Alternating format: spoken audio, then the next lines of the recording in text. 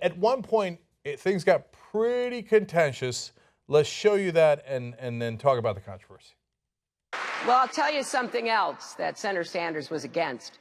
He was against the auto bailout. In January of 2009, President-elect Obama asked everybody in the Congress to vote for the bailout. The money was there and had to be released in order to save the American auto industry and 4 million jobs, and to begin the restructuring. We just had the best year that the auto industry has had in a long time. I voted to save the auto industry. He voted against the money that ended up saving the auto industry. I think that is a pretty big difference. Well, if you are talking about the Wall Street bailout, where some of your friends destroyed this economy. You know. Excuse me, I'm talking. Let him respond. If you're going to talk, tell the whole story, Senator Let Sanders. me tell my story, you tell yours. I will. Your story is for voting for every disastrous trade agreement and voting for corporate America. I voted against the only multinational trade agreement that came before me when I was in the Senate. It was called CAFTA. I came out against the TPP. After it was finished, I thought it was reasonable to actually know what was in it before I opposed it. I oppose it. Now, let me get back to what happened in January of 2009. The Bush administration negotiated the deal. Were there things in it that I didn't like? Would I have done it differently? Absolutely. But was the auto bailout money in it? The $350 billion that was needed to begin the restructuring of the auto industry? Yes, it was. So when I talk about Senator Sanders being a one-issue candidate, I mean very clearly, you have to make hard choices when you're in positions of responsibility. But let us be clear. One of the major issues, Secretary Clinton says I'm a one-issue person. Well, I guess so.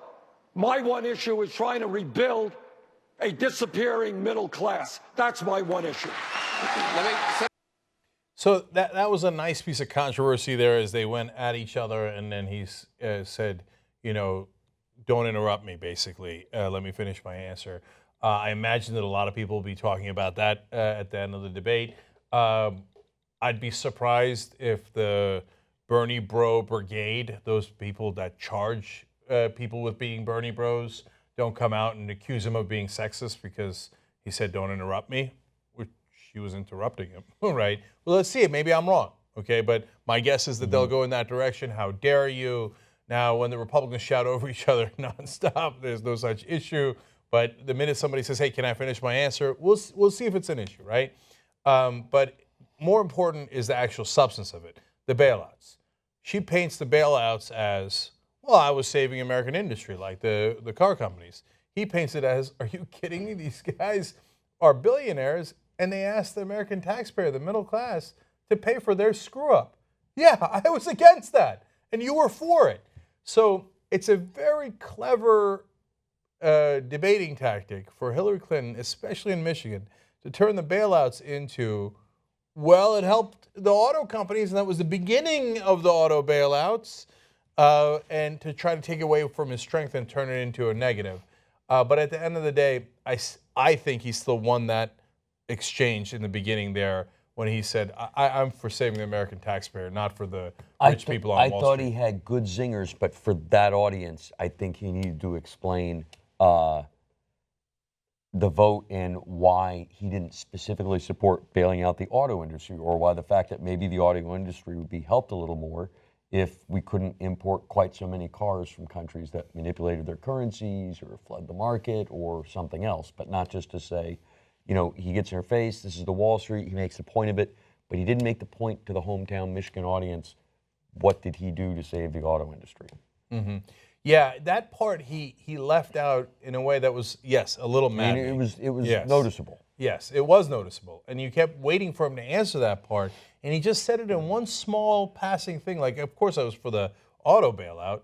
No, but Bernie, they don't know that. She just painted it like you were against it, right? So just, you got to be careful on that stuff. Yeah. Yeah. So on the other hand, though, again, this is part of his theme. She's got friends on Wall Street, and she's going to look out for them, and I'm going to look out for you. So in terms of that controversy, I score that part for Bernie Sanders, though it went downhill from there, if you ask me, for Sanders.